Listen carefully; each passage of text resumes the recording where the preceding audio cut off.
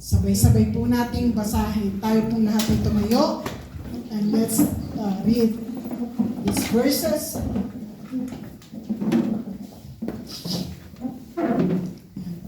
Nababasa po, di ba?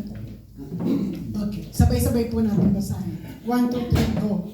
Write this letter to the angel of the church in Thyatira. This is the message from the Son of God, whose eyes are like flames of fire, whose feet are like polished bronze. I know all the things you do. I have seen your love, your faith, your service, and your patient endurance. And I can see your constant improvement in all these things. But I have this complaint against you. You are permitting that woman, that Jezebel, who calls herself a prophet, to lead my servants astray. She teaches them to commit sexual sin and to eat food offered to idols. I gave her time to repent, but she does not want to turn away from her immorality. Next. Therefore, I will throw her on the bed of suffering, and those who commit adultery with her will suffer greatly unless they repent and turn away from her evil deeds. I will strike her children dead. Then all the churches will know that I am the one who searches out the thoughts and intentions of every person, and I will give to each of you whatever you deserve. But I also have a message to the rest of you in Thyatira who have not followed this false teaching, deeper truths as they call them, depths of Satan after you. I will ask nothing more of you except that you hold tightly so that you have until I come.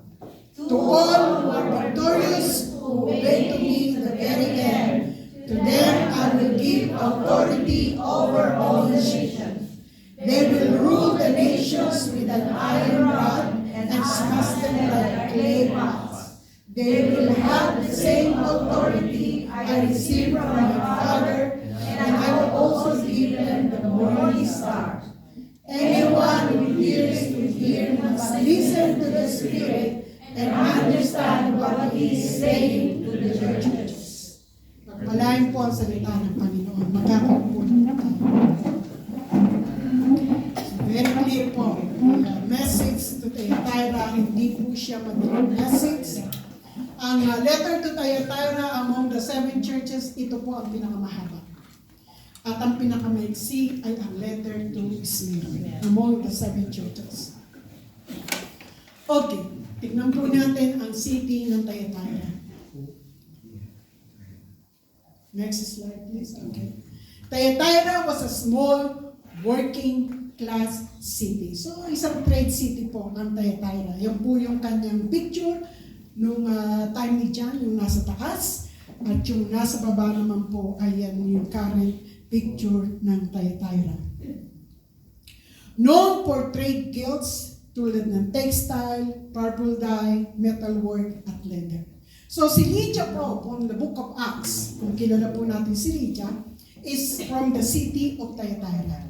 Kaya po ang trade ni Lydia ay yung purple dye, yung nagdaday ng mga sinusuot na mayayaman during their time. So Lydia is from Thyatira, although na-meet po siya ni Paul sa Macedonia in Philippi. So nung time ni Paul, nasa Philippi po sa Macedonia si Lydia. But the trade itself, yung business niya, is galing po sa Thyatira. So most of business and work required dito po sa Thyatira, maliit lang po city yan. So lahat ng tao magkakakilala.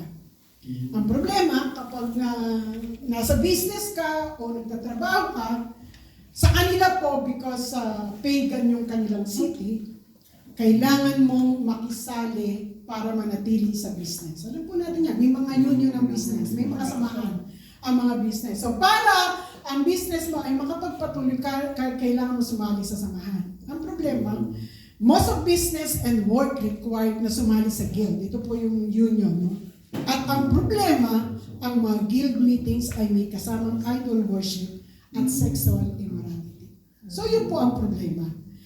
Ang mga Kristiyano sa Thyatira, hindi lang sila basta sasali. Kailangan makikisama sila. Kung ano, compromise. Kung ano yung kalakaran ng union, ng guild. Kung ang kalakaran nila is once in a year is mag-aalay sila sa patron ng kanilang business, kailangan po nila makisali doon. Kapag hindi sila nakisali doon, wala ka, outside ka. Aalisin ka po nila sa guild. Kaya mostly sa mga mananampalataya po sa Thyatira, kapag inalis sila sa guild, nawawala yung kanilang business. Kapag nagtatrabaho sila, hindi sila sumali doon sa mga sinasabi ng mga katrabaho nila, tinatanggal sila sa trabaho. Kaya they are suffering economically, no, dito po sa Thyatira. So, isa yun sa sitwasyon po ng church. Bilang Kristiyano, ano ang mas mahalaga sa atin? Ang mapakain ng ating pamilya ng tama o ang manindigan sa ating pananampalataya? Ito po ang kanilang struggle. Ano ba talaga? Kailangan ba na patuloy tayong maging seryoso sa ating pagkakristyano o pwede naman tayong pamisa-misa mag-celebrate? O kusi-kusi. Na ano. So, tignan po natin, ano nga ba ang message ng Lord sa mga taga-Thyatira dito po. So, wealthy city po siya. Ha? Wealthy city. Wealthy, mayaman po. Business trade city siya. Actually, sa mga hindi siya ganun kayaman kaya ng Laodicea. The trade city kasi siya. Yeah. Trade city siya. Dito business, maraming yung metal, yung textile, nila. So minsan sa mga ganito pong sitwasyon sa iglesia, that even us, no? Minsan nagtatanong tayo kapag tayo ay nasa kalagitnaan ng struggle sa atin. Sabi natin, Lord, bakit ganito? Galit ka ba sa amin, Lord? Bakit nangyayari ito sa amin? Or worse is, are you abandoning us? Iniiwan mo ba kami, Panginoon? So the message of Thyatira answered us, Jesus does not abandon His church. He purifies it. Pinupurify po ng Lord ang kanyang iglesia. Kapag may paglilinis na nangyayari, it is not a proof that God left us. It is a proof that He is still with us. Pag nililinis po ng Diyos ang isang iglesia, hindi po ibig sabihin ito na iniiwan na ng Lord ang kanyang iglesia. Ang ibig sabihin po ito, nasa kalagitnaan natin si Jesus. Kagaya ng sinabi niya sa Revelation chapter 1. He is in the middle of the lampstand. So, una, next slide please. This is Jesus in the middle of the church. Tingnan po natin si Jesus, who He is. Minsan kasi, I don't know, bakit hanggang ngayon, ang tingin ng iba kay Jesus is maliit pa rin. But in reality, this is Jesus in the middle of His church. Ang sabi po niya sa verse 18, Jesus walked among His churches. Ang sabi po niya, verse 18, write this letter to the angel of the church in Thyatira, addressed to the church. This is the message from the Son of God, whose eyes are like flames of fire, whose feet are like polished bronze. So, from all the churches po, letters of churches, seven churches, dito lang po ginamit ni Jesus yung salitang the message from the Son of God. Dito lang po niya ginamit yan sa Thyatira. Bakit? Dahil in Thyatira, they believe that Apollos is the Son of God. Kaya inano niya na I am the Son of God. Jesus is the Son of God. At ang sabi po dyan, whose eyes are like flames of fire. hindi masyado clear sa ano, pero doon sa baby clear siya. Malinaw dito tayo. Okay na Malinaw po. po sa Malinaw. So, tingnan po natin ang mata ni Jesus. Nasa gitna po siya ng church. Ha? Tingnan po natin ang mata niya. Flames of fire. Ibig sabihin po niyang tagusan ang tingin sa'yo. Pag tinignan ka niya, hindi lang yung itsura mo panlabas ang tinitingnan niya. He even know the very depth na nasa kaibuturan ng puso mo na sometimes kahit ikaw, hindi mo alam. And then whose feet are like polished. Hindi po sinabing bronze lang. Polished bronze. Ang ibig po sabihin nito, pinatibay na bronze. Bronze in the Bible signifies judgment. So next slide please. Meaning, He sees everything. Sa isang iglesia, hindi lang po attendance at tinitignan ng Lord. Hindi lang worship. Hindi lang ministry. He sees your motives, your teaching, hidden compromise, secret sin, and real faith. Kita po lahat ng Lord dyan. Hindi lang yung ang dami-dami natin. Hindi lang yung ang konti natin. Hindi lang yung mataas ako magtaas ng kamay kapag nag-worship ako.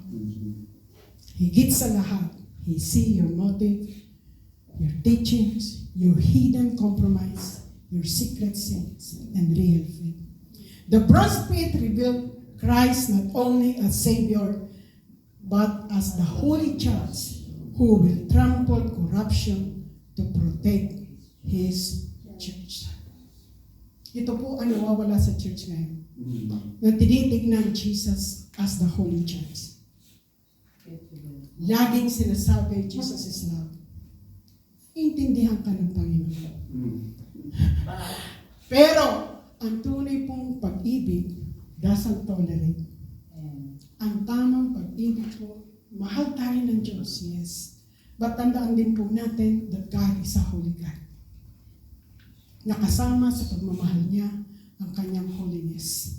At kasama sa kanyang holiness, kailangan fair lagi kapag siya ay nag-judge. Pag may kasalanan ka, you have to be judged. Hindi po, non-negotiable po yun. Yun na ano, gumawa ka ng kasalanan, then be ready to face the consequences. Yes, God will forgive you, wala pong problema doon.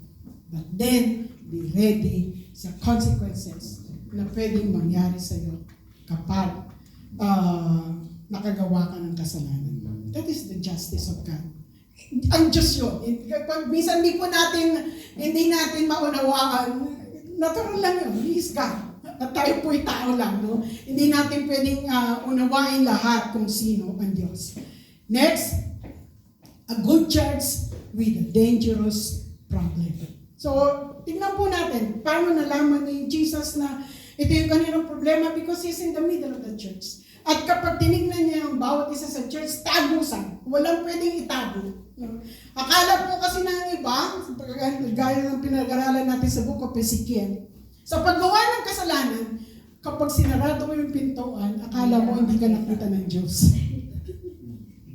Yan po yung basahin po natin Ezekiel ganun. Akala po ng mga religious people, kapag sinarado nila ang pintuan, hindi na nakikita ng Diyos na sila ay sumasamba sa sarili nila ng Diyos. Pero wala po tayong pwedeng itago sa Diyos. So ito po yung Thyatira, a good church with a dangerous problem. Ang sabi po dyan, I know all things you do. Pinag-aralan po natin yung no na yan. Ang sabi po natin, ang Greek word niyan is oida. Hindi ibig sabihin, narinig ko, minarites sa akin. Hindi po yan. Dahil nga si Jesus is nasa middle of the church, He knew. Oida, kita niya. Siya mismo, alam niya. Siya mismo, nakita niya to. I know all things you do. I have seen. Hindi lang niya alam. Nakita pa niya. Kita niya yung pag-ibig, yung pananampalataya, yung paglilingkod nila sa Panginoon, at yung kanilang pagtitiis. And I can see your constant improvement in all these things. Hindi lang basta nananampalataya kayo. lumalago kayo dito. Saan sila lumalago?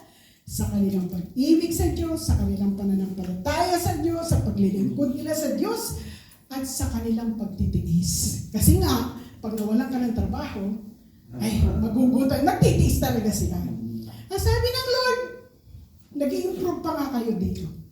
So maganda, di ba? Kung titignan po natin, maayos ang church. Maganda. May pag-ibig, may pananampalataya, may paglilingkod, at may pagtitiis. Pero ang sabi po niya sa verse 20, but I have this complaint against you. You are permitting that women, that Jezebel, who called herself a prophet, to lead my servants astray.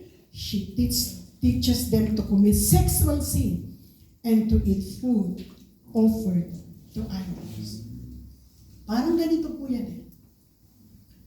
Ang church ay on the brink of ano ba ang dapat talaga natin gawin? Kailangan ba natin totally na sundin kung ano sinasabi ng Lord? Or pwede tayong sometimes, para makasurvive sa mundong ito, hindi naman siguro kawalan sa Diyos. Maintindihan naman tayo ng Diyos. Kung paminsan-minsan, once a year lang naman yung pagpipiesta nila, baka pwede na tayong sumali. At pagkasali natin, pagkagawa natin doon, magsisi na lang tayo. Ang problema, merong propetang pumunta sa church. Merong propeta na nasa loob ng church. Pag sinabi ko natin, prophet, may posisyon to. Merong isang may posisyon sa church. At sinabi, tama ka, sister. Walang problema sa Diyos yan. Ang tinitignan naman ng Lord, yung puso mo eh. Hindi naman kung ano yung ginagawa mo. Kaya okay lang, sige, makipagpesta ka. Makipagpesta tayo, okay lang. Okay din lang na paminsan-minsan, tumitingin ka. Sabi nga nila, Arman, basta huwag ka lang tatambay. Pero minsan, yun ang nagiging dahilan, kala ka tumatambay. Nag-start sa patingin-tingin lang. No? So, ito po yung spirit of Jezebel. Jezebel, kasi kung sa Pergamum, it is the spirit of Balaam. Dito po sa Thyatira, it is the spirit of Jezebel. Pareho silang compromise kung titignan po natin, pero magkaiba sila. Si Jezebel, kinukurap niya ang church inside. Tinuturuan kanya mag-compromise sa mga bagay na alam mo na hindi ito. Kagaya nga na sa laging sinasabi, no? Sa mga ano natin, pakalat-kalat ang lahat. Pakalat-kalat ang pera, pakalat-kalat ang alahas. Paano pag dumating dun sa punto na kailangan mo? Tapos biglang merong nalaglag o biglang merong naiwan sa bulsa ni amo na naglalaba ka na hindi mo naman dating chinecheck yung mga bulsa, bigla mong chinyek. Tapos merong 100 euro doon. Kailangan mo. Mapuputulan na kayo ng ilaw. Titingnan na ako sa langit sa mga. Thank you, Lord. Salamat, blessing.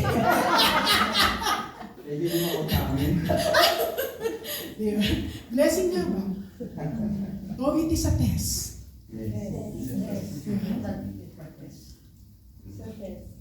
That is compromise inside sa atin, no? Yung ano po. So, next slide, please. Yan po ay picture lang.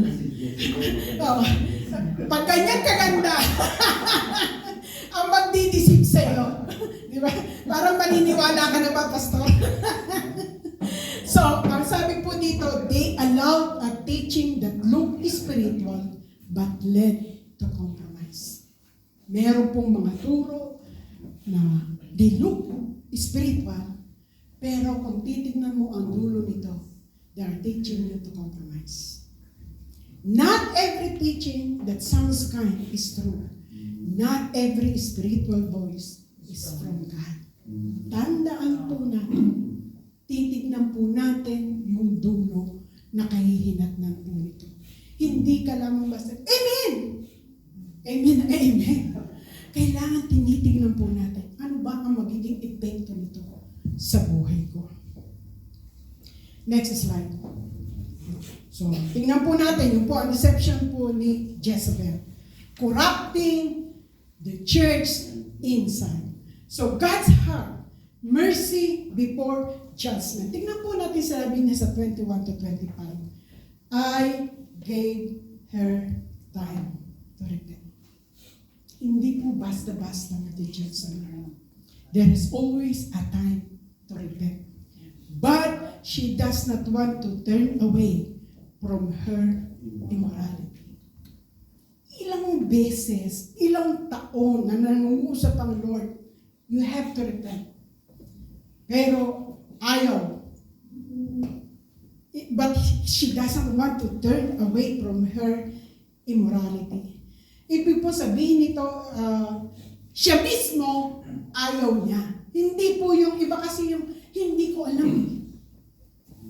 Iba po yung ikaw mismo, alam mo na mali ang ginagawa mo, pero hindi ka nagsisisi sa mali mong ginagawa.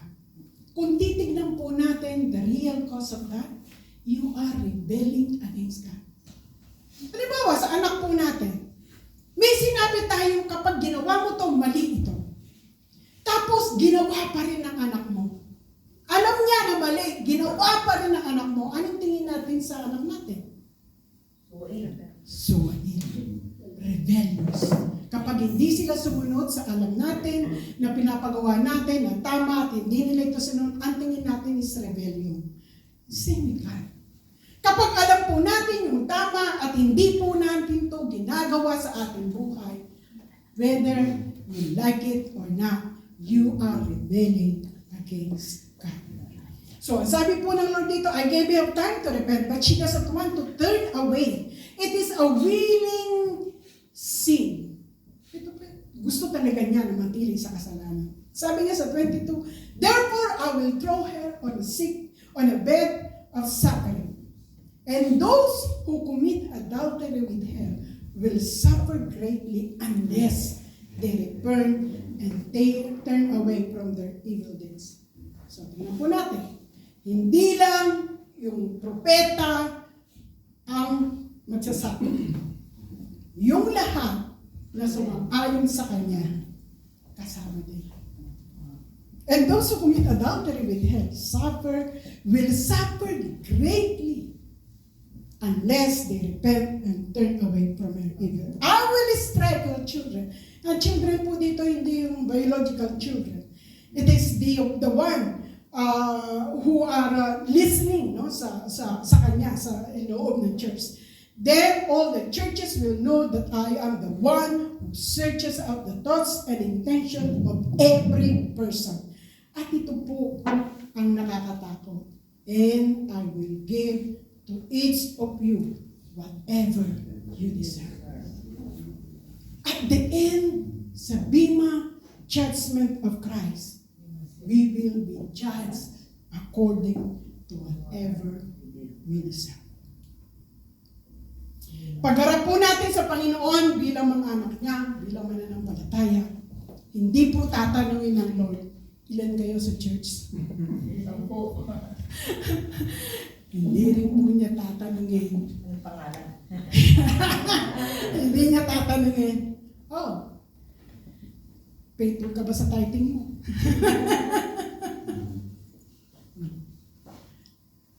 Ang titignan po nun doon is kung ano ang ginawa natin sa Lord. At yun ang itatry po ng Lord. Verse 24, but I also have a message for the rest of you in Thyatira who have not followed this false teaching. So, meron palang hindi naniwala. So, sa isang church, merong naniwala doon sa prophet. Kasi yung gusto nilang pinaniwala, ay meron palang tumayo sa katotohanan. At sabi ng Lord, kayo na hindi sumang-ayon sa Kanya, hindi ko yung naging sunod-sunuran sa Kanya. No? Sabi po ng Lord doon, I will ask nothing more of you. Except, ito lang ang gusto ko, Hold tightly to what you have until I come. Manatili kayo. Yan, tama yan. Yan na ang gawin nyo. Manatili kayo. Ganyan ang gawin nyo hanggang sa dumating ako. Yan, hanggang sa dumating ako. Next slide, please. Tingnan po natin yung picture. So, kung si Jesus, yung nakita po natin unang picture, is really in the middle of his church. Can he tolerate this kind of church? Merong division, merong gossip, merong strife, merong false teaching. So, mananatili na lang bang nakatayo si Jesus? Of course not. He will judge. So, ang sabi po dyan, God warned first. Nagbigay muna ng warning ang Lord sa kanila. Repent or else. Naghintay ang Diyos. God was patient. But she refused. Then discipline comes. When God corrects us, it is not to destroy us, but to protect us. Naghintay ang Diyos. Nag-warning ang Diyos. Pero, they still refuse. How long? How long? The Green Pasture Church. Kaya, umiiyak po ako.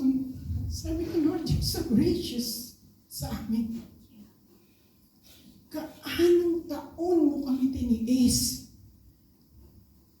na ikaw mismo alam mo kung ano ang nangyayari sa aming kalagitnaan. Lord, salamat. Kagaya po na sinabi kanina, merong nanatili. Merong tumayo sa katotohanan. And God honored that. Yung nasa picture po nga, kung titignan po natin yung tayo dati, check lahat yan eh. Tama ba ako? Amen. Check lahat yan. Kung bibigyan mo ng percentage, lahat po yan, 100%. Walang 50% yan. Ang mga churches, ayan, ganyan ang sitwasyon. Yeah. How? Kagaya po na nakita natin kanina picture ni Jesus. Sa tingin niyo, si Jesus na nasa gitna ng iglesia at ito ang nakikita niya. We are breaking his heart. At wala pong pwedeng gawin ng ating Panginoon kundi ibaba ang kanyang judgment. Dahil hindi nagigising at hindi nagre-repent ang kanyang iglesia. Next slide, please. Jesus did not say, leave the church. Diba? Ang sabi po niya sa mga faithful, kasi may faithful naman sa church ng Thyatira. To the faithful, Jesus did not say, transfer. Walang kwenta yung church na yan. Lumipat ka sa ibang church. Ang sinabi po ni Jesus, hold fast.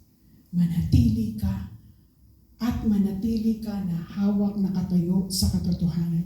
Why? Because He's the head of the church. Kahit na sa ibang iglesia, Jesus is still the head of the church. Kahit saan ka pumunta yung iglesia, Jesus is the head of the church.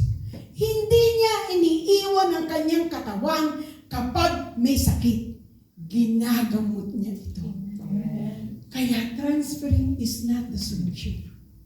Manatili ka na nakatayo sa katotohanan sa iglesia kung saan ka iniligay ni Diyos. Paano kung pastor ako hindi nagagamot? Pag hindi nagagamot, pupunta tayo sa Ephesian Church, sa Ephesus. Yeah, di ba? Mamamatay. Mamamatay yung church. Church. So, antayin lang mamatay. Hindi naman. So, nasa pangungusap pa rin yun kasi. Kung everybody is really ito na yung nilalakaran ng church na talagang then of course, you have always the choice to go. But then yung reason mo is kagaya po sa amin, no? Ako mismo, kung hindi po nagbago ang teaching ng church, kasi hindi naman ako ang nagtayo ng church na to. It was just pumunta po ako sa Green Pasture Church as a missionary. Helper. Pero hindi po ako tinignan na katuwang at parang naging threat ako. Kaya hindi po nakatulong yung presence ko kasi akala nila inaagawan ko ng pwesto ang pastor. Which is really not even in my dream. No? So sa akin po, if the church will continue with this wrong teaching, I don't have any choice but to go. And I was ready for that. I was ready for that. Okay, Lord, binibigay ko sa mga kamay ang church na to. If they don't want to stand on the truth, hindi ako pwedeng makisali sa kanila sa maling gawain. Na that is compromise. Kapag nasa isang church ka na mali ang ginagawa, na natili ka, alam mong mali, that is compromise. Pero alam po ng Lord yung heart ko. Hindi yun ang kanyang ginawa because Jesus is the head of this church. Doon ko nakita, at habang ginagawa ko to, doon ko nakita that Jesus is the head of the Green Pasture Church. Dahil marami na po akong beses na nakarinig. Na sabi nila, hindi namin iiwanan ng church na to dahil kami ang nagpagod sa church na to. Hindi namin bibitawan ang lokal na to dahil sa amin yan nakapangalan. Hindi kami aalis sa church na to dahil kami ang nagpagod, kaya ang church na to ay lumago. Ano sasabihin ko? Di walang basagan ng trip. Yun na sinasabi nila, di sa kanila yun. Pero ipinakita po ng Lord that He is the head of the church. Kapag siya ang head ng isang iglesia, He could always remove and He could always install. Siya ang nag-aalis at siya ang naglalagay. Kaya sa akin po, very boldly I could say, minsan po kasi tao lang ako, sabi ko, Lord, paano po kapag wala na ako, paano po mangyayari sa church? Jesus just, pinakita lang sa akin ng Lord. Sabi niya, anak, kagaya na sinabi mo, I am the head of this church. Kahit mawala po ako, alam ko, ang Green Pasture Church ay magpapatuloy. Amen po ba? Magpapatuloy po ito dahil hindi si Pastora Mel ang head ng Green Pasture Church. Magpapatuloy po ito because Jesus is the head of this church. Kapag inalis po ako ng Lord, ay mas magaling po ang ilalagay ng Lord. So, because God is a progressive God. So, tandaan po natin yan. Hindi niya iniwan ang kanyang katawan kapag may sakit. Ginagamot niya ito. Important truth is, sometimes God's will is not to escape, but to remain faithful. Next slide, please. Who does God discipline in Thyatira? Sino dinidisiplina ng Lord sa Thyatira? No? So, tingnan po natin. God judged the false teacher. God held leaders accountable who tolerated sin. God judged members who followed the sin. So, lahat po na magkakasama, damay-damay na to. Tama ba? But God protected the faithful remnant. Una, He judged the teacher. Yung lahat na naniwala doon sa teacher, kasama din yan ginajudge. At yung miyembro na sumang-ayo, sama-sama na. At nakita po natin, sama-sama na. Sino ang pinotektahan ng Diyos? God protected the faithful remnant. Pag Pag sinabi po nating remnant, kakaperangkot lang po yan. Hindi yan marami. Usually, ang nananatiling tapat ay kukunti lang talaga. Pero, God protected them. Amen. So, connecting to our churches, next slide please, we also experience voices claiming authority, teachings that align with the scripture. Nagkaroon po tayo ng confrontation. Some left, some were exposed, and a small group remained. Not perfect, not strong, but holding the truth. Amen. Tama po ba ako to? Amen. Hindi po tayo, konti lang tayo natira. Alam po natin, hindi rin tayo perfecto. Hindi rin tayo malakas. Pero ang alam lamang po natin ay tumayo tayo sa katotohanan. We did not remain because we are better. We remain because of God's grace, and we choose to stand on God's word. Nanatili po tayo hindi dahil mas matalino tayo sa kanila o mas magaling tayo sa kanila. Nanatili po tayo dahil sa biyaya ng Diyos, dahil gusto lang nating tayuan kung ano ang salita ng Diyos.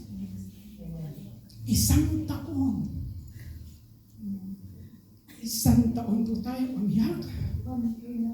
Isang taon tayo nanalangin. Na hanggang ngayon, nananalangin po tayo para sa kanila. Na sila man ay manumbalik at makasumpong ulit sa Panginoon. We don't rejoice na lumabas po sila. But we put them in the hands of God na ang Diyos pa rin po ang kumilos sa kanilang buhay. Ngayon, alam niyo na bakit ako umiiyak. It's really not an easy message. It's a message that really God enlightened my mind and comfort my heart. This is how God's move. Next slide, please. The move of God is not always loud. Sometimes it is painful. He exposes. Hindi po pwedeng hindi expose ng Lord. What is false, calls people to repent, removes what refuses holiness, and then He preserves the people. Nililinis niya muna bago niya pinalalakas. Amen.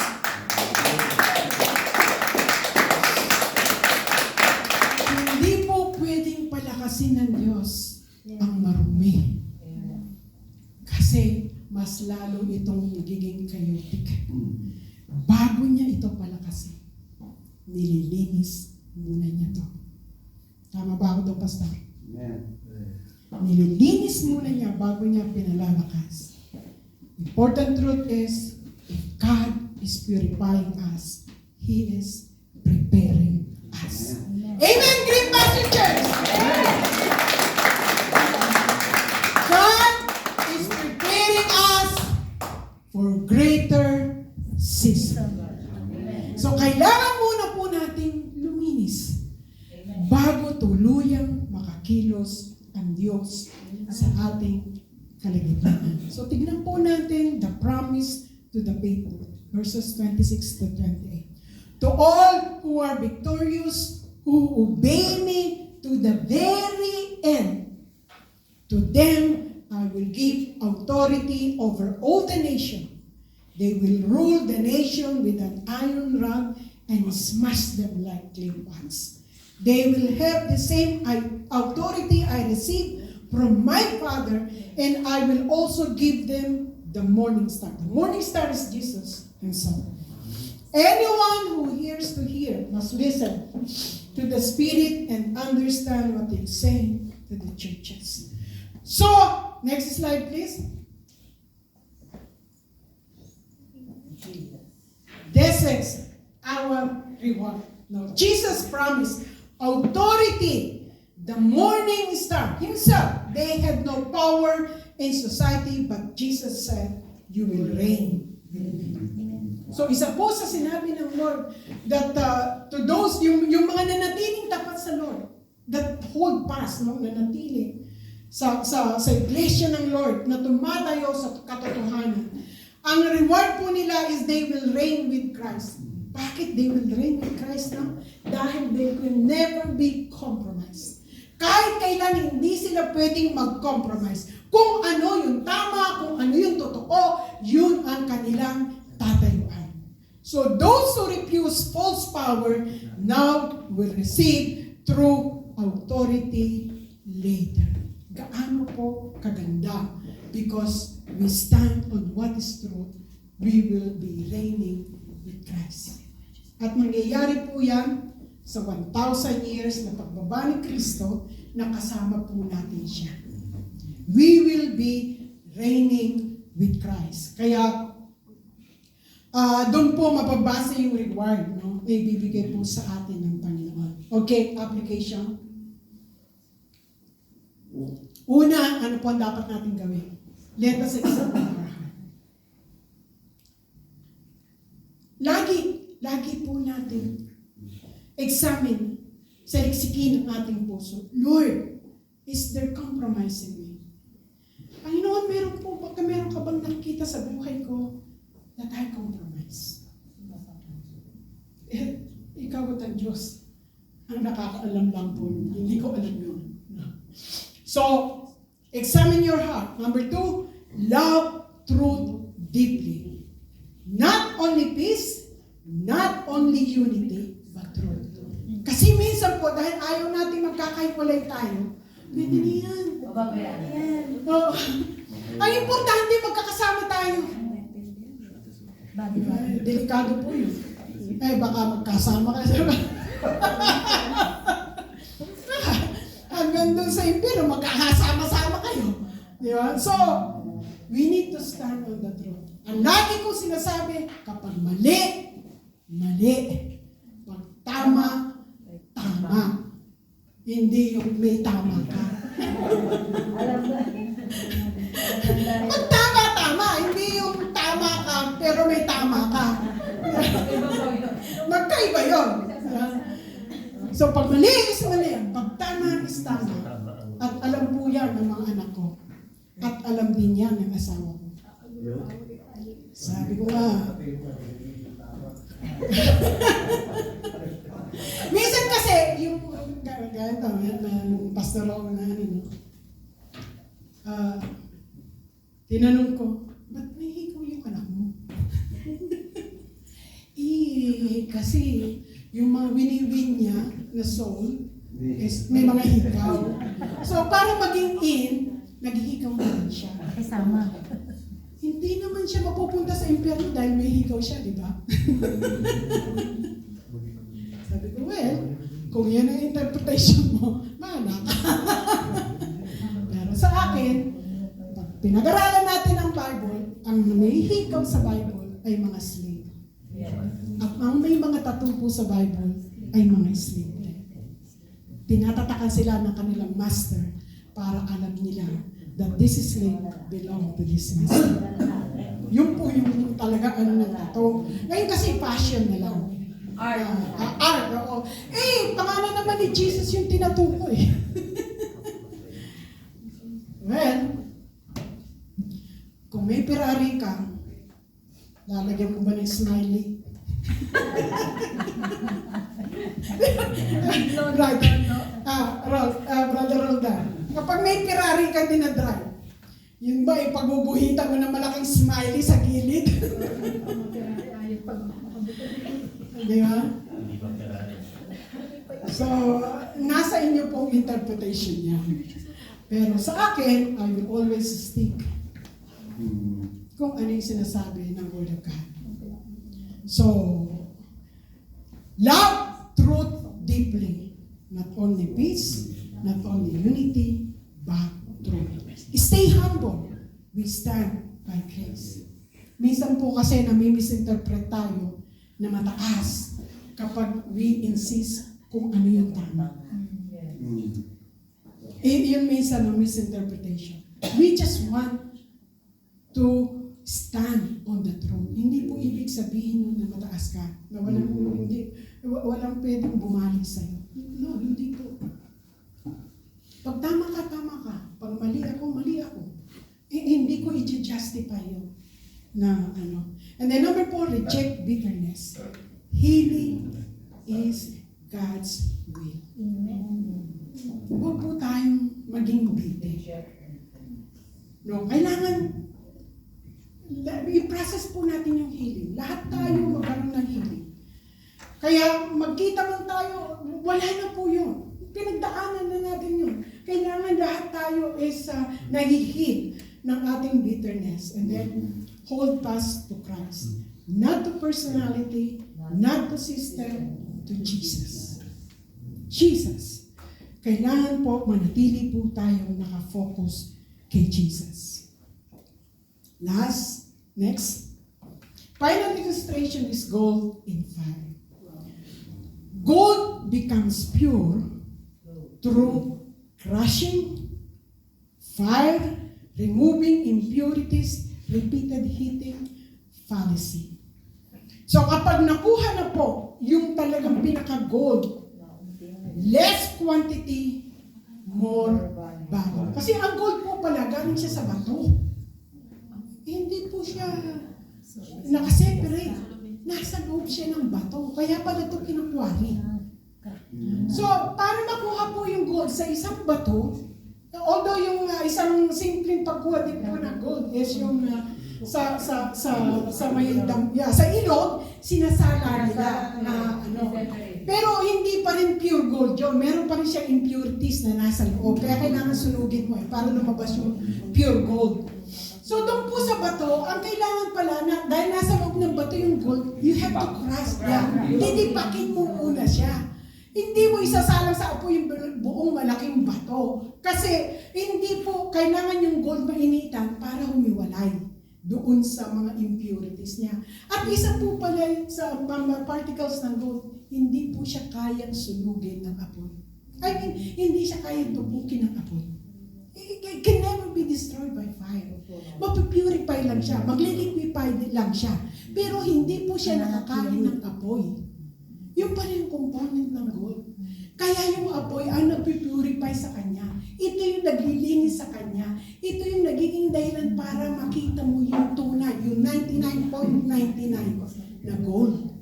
Na ano, so, kagaya po ng picture dyan, para makuha mo yung gold sa isang bato, kailangan mo talaga siyang idaan sa earth crush, maagis lahat ng impurities at saka mo palang makukuha yung gold. So isa sa isang malaking bato, baka po ganyan yan, konting gold lang ang makukuha mo. Sa isang malaking bato, konting gold lang makukuha mo. So, pasara yun yung mga natural na stones? Yeah! Na alam nila kasi may pang-test sila kung may gold itong nakahanap.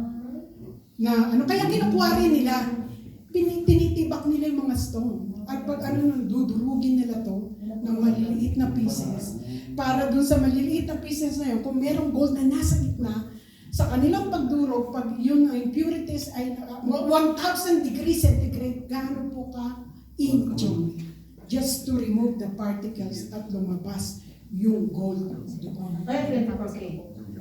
Yeah, the 99.99. Ito yung mga ginagawa nilang mga gold bars. No? So, sa isang malaking bato, baka konting gold lang makuha mo. So, less quantity, more value. So, pagdating po sa gold, hindi tinitignan yung gaano kalaki yung bato. gaano karami yung gold na mamamay mo sa isang malaking bato. You are after the gold, hindi dun sa bato mo. So, ganyan din ang iglesia kapag nililinis ng Diyos. Hindi po tayo after sa bilang. After tayo sa quality ng mga nasa loob ng church. Kaya pag nag-rapture, 100%. Na-rapture ang buong Green Pasture Church.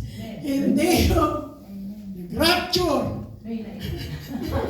Sunday, nakikita-kita pa rin tayo. Sabay-sabay tayo nagkikita, sabay-sabay tayo magtatago. No? So, ito po yung goal. No? So, tingnan po natin. Next slide, please. God does not refine His church to hurt her, but to make her valuable enough to reflect Christ. Fire is expensive, painful, and slow, but only refined gold reflects the refiner. God's purpose is not to destroy the church, but to refine a remnant, is small but pure, able to reflect Christ again. Dito po ako nagtanong, kasi tayo may mga gold, alam natin, no? Gold color is yellow. Sabi ko, paano magre-reflect? Paano ko makikita, para po niya sa picture, paano ko makikita yung sarili ko sa isang yellow color? Parang imposible. Pero sa gold bars po pala, kapag ang gold is na-refine siya, na pure siya, 99.99, at napalis ito, yeah, anything pala that is shining will reflect. Even silver, even bronze, and even gold. Kaya nagre-reflect ito, doon pala makikita nung refiner kung talagang solid at pure yung gold. Kapag nakikita niya ang sarili niya doon sa gold. And for us, is the same. Kailangan, God doesn't refine His church to hurt her, but to make her valuable enough to reflect Christ. Kailangan po, pag nakita tayo, nakikita nila si Kristo sa buhay po ng bawat isa. Doon pa lang na ikaw ay to be considered na pure. So, ang sabi po ng 1 Corinthians 3, each one's work will become manifest, for the day will disclose it, because it will be revealed by fire. And the fire will test what sort of work each one has done. So, yung daw pong mga ginawa natin sa Panginoon, kapag harap natin sa Lord on the Judgment Day, halimbawa si Gemma nakaharap sa Lord, tapos pinakita kay Gemma yung lahat ng ginawa niya sa Panginoon. Parang batong malaki. Tapos padadaanin sa apoy. Gaano kaya doon ang lalabas na ginto?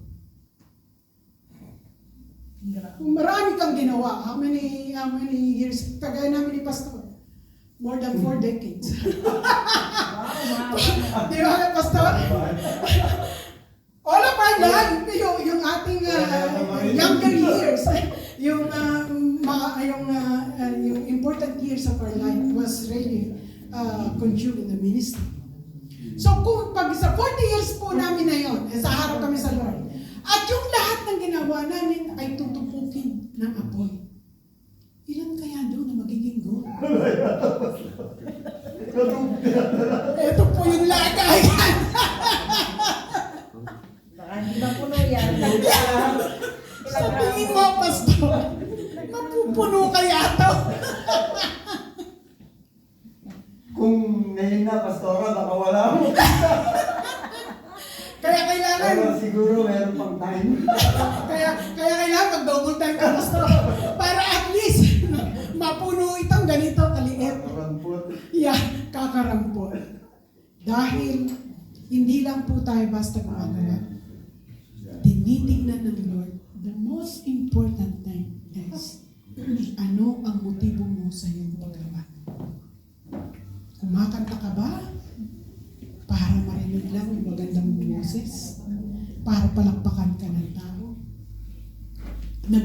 Mamimigay ka ba? Lord, sinabi mo, hindi pwedeng hindi mo ibalik sa akin ka. Lahat po yun, matutupok yun.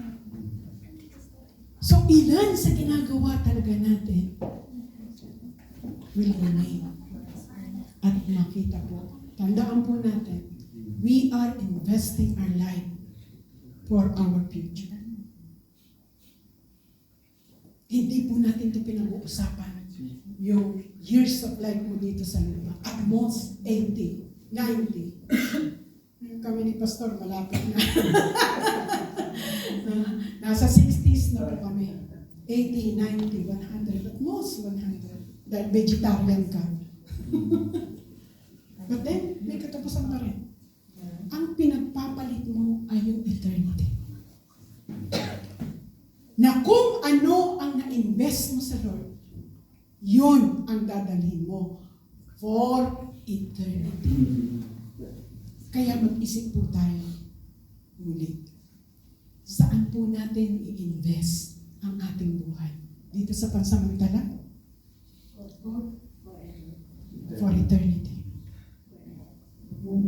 Diba?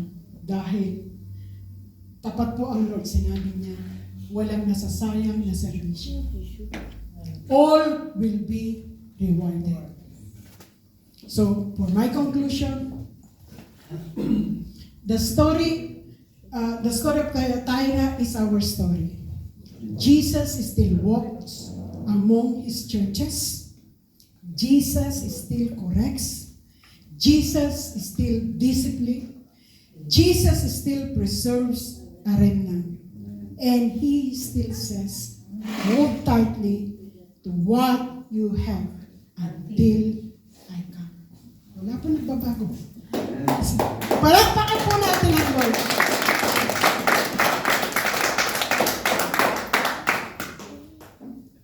So,